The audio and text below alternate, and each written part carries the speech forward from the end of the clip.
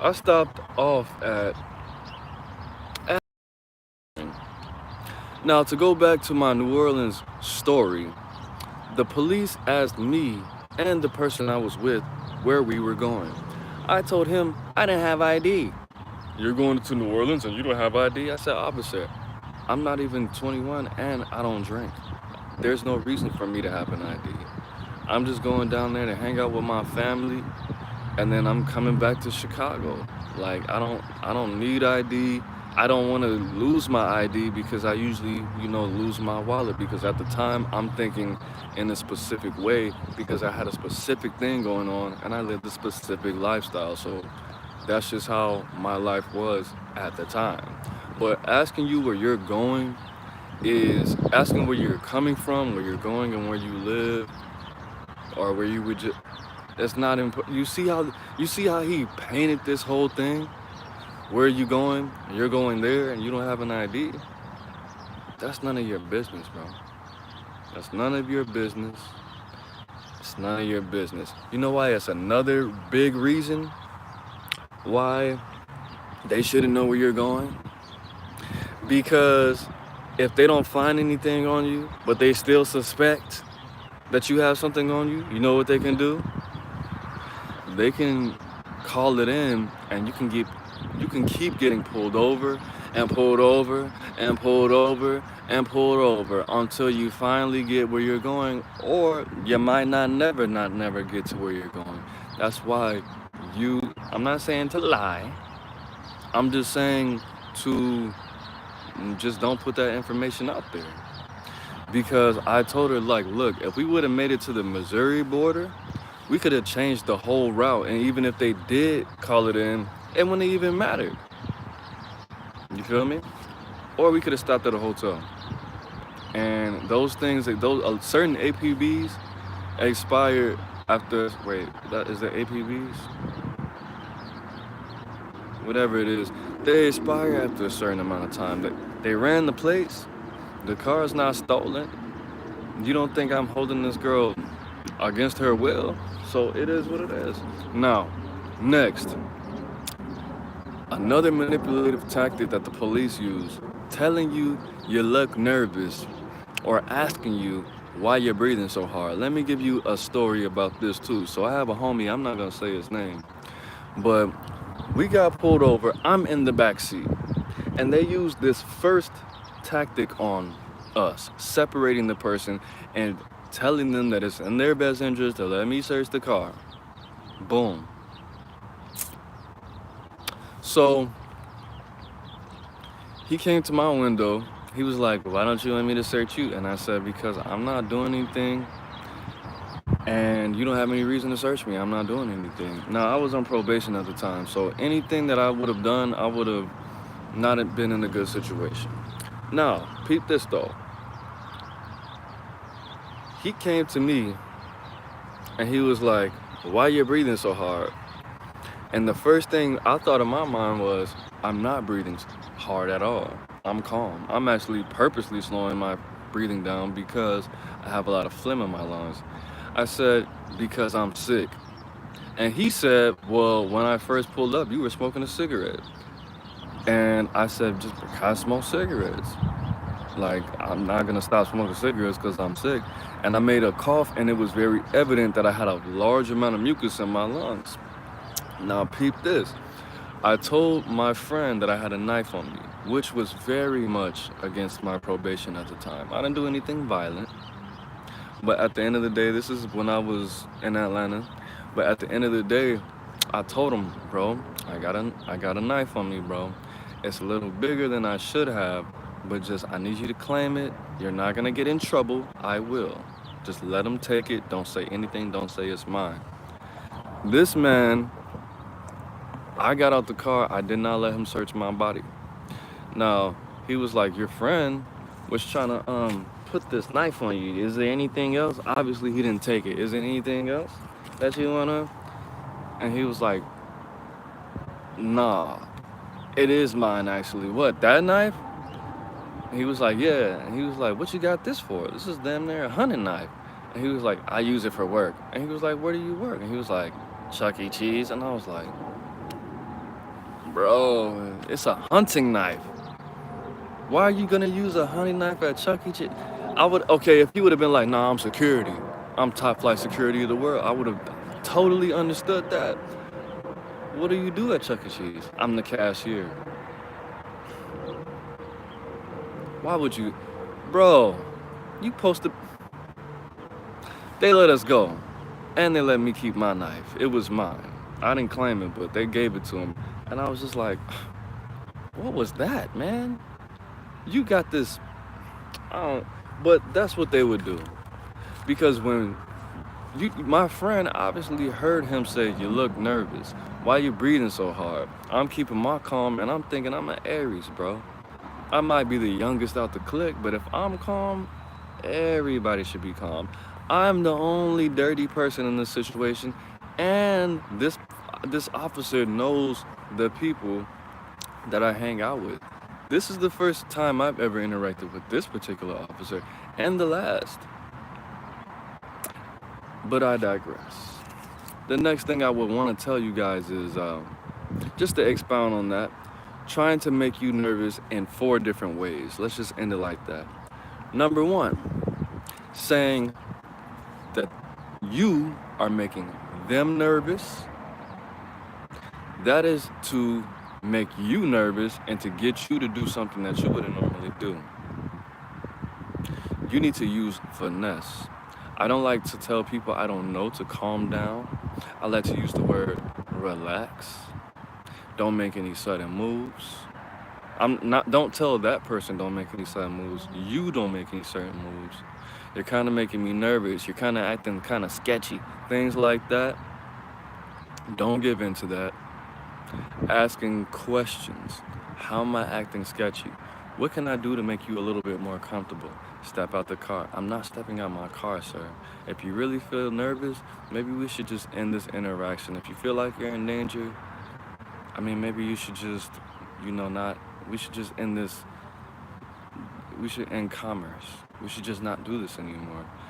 Now, I'm not saying to use my words verbatim, but this is to get you to actually bend your will to whatever it is they want to do.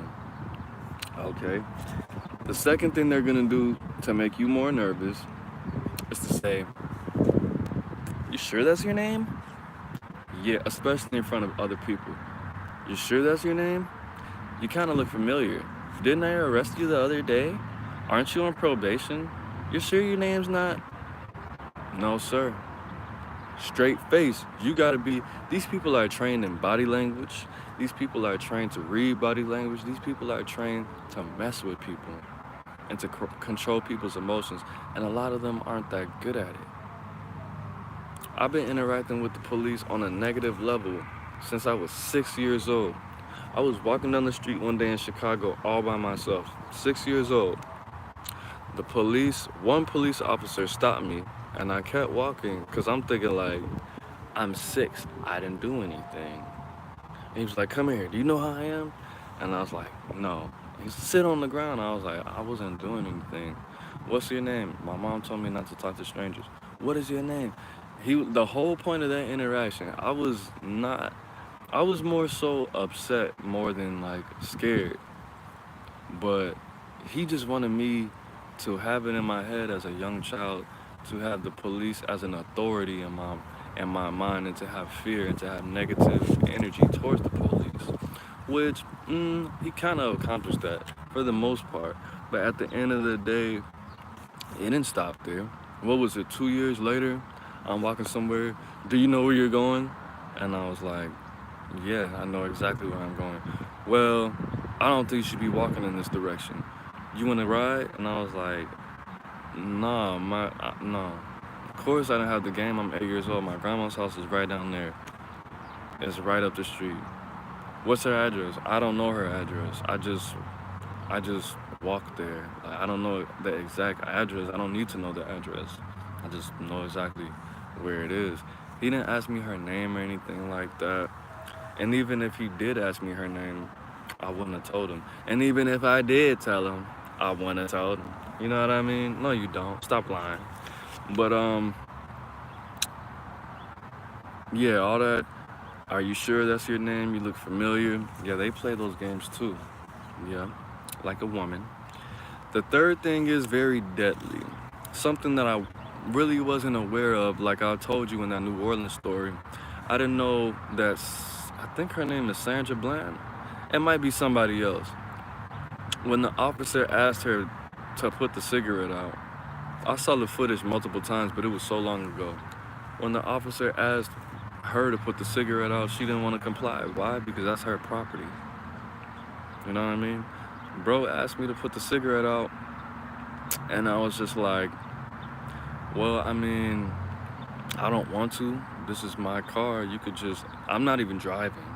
You know what I'm saying? You could just back away. You don't even need to interact with me at all because I'm not driving. I'm not doing anything illegal. I don't have a shirt or shoes on. I don't have anything to, well, I did have something to hide, but he didn't know that. Why did they want you to put the cigarette out? Because a lot of people use cigarettes to regulate their emotions. A lot of people do. Most people, everybody who smokes cigarettes to regulate their emotions, to relax, or to really to relax, or to boost whatever, to enhance whatever substance they may be on. So, me, if I'm feeling nervous, of course I'm gonna spark a square. If I'm feeling anxious or depressed or anything other than outside of my baseline, within reason, I'm gonna spark a square. It is what it is. That's just gonna happen. But at the end of the day, I'm not saying you should not let the police tell you to put the cigarette out. I'm saying that they do that in order to be in control of the situation. You know, like a prostitute. What do prostitutes do? Well, shout out to all the prostitutes and all the 304s. I don't have anything against prostitutes. Some of my best friends are prostitutes. Yeah, that's true. I'm not saying that just like the white people say. Some of my best friends are black. That's true. Some of my best friends are black. Some of my best friends are prostitutes. I got family that's prostitutes. All of that's true. Gang. But prostitutes open, control, close. That's what police do. Open the interaction, dominate, aka control the interaction, and then they close. Hopefully hopefully for them an arrest. Hopefully for everybody else, you going home to your family in one piece today after that interaction. And then lastly, what are you drinking? Sir, it's just water.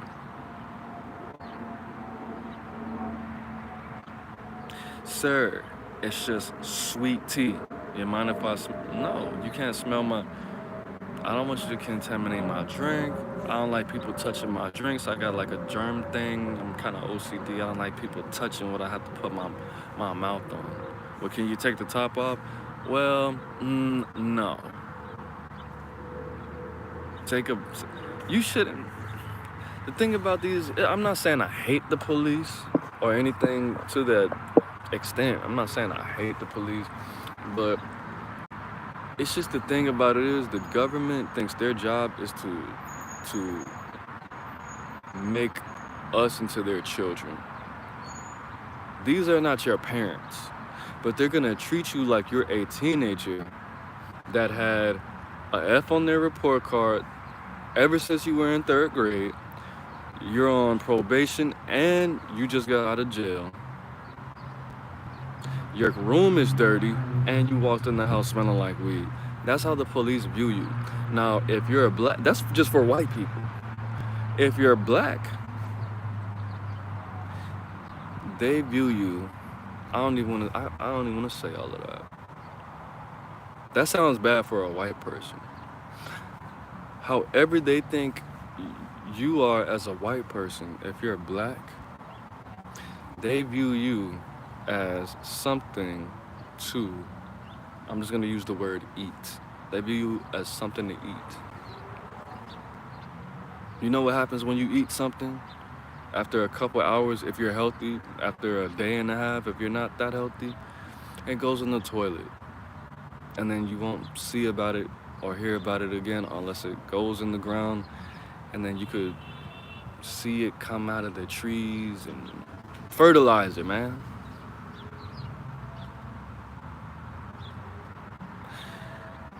That's it.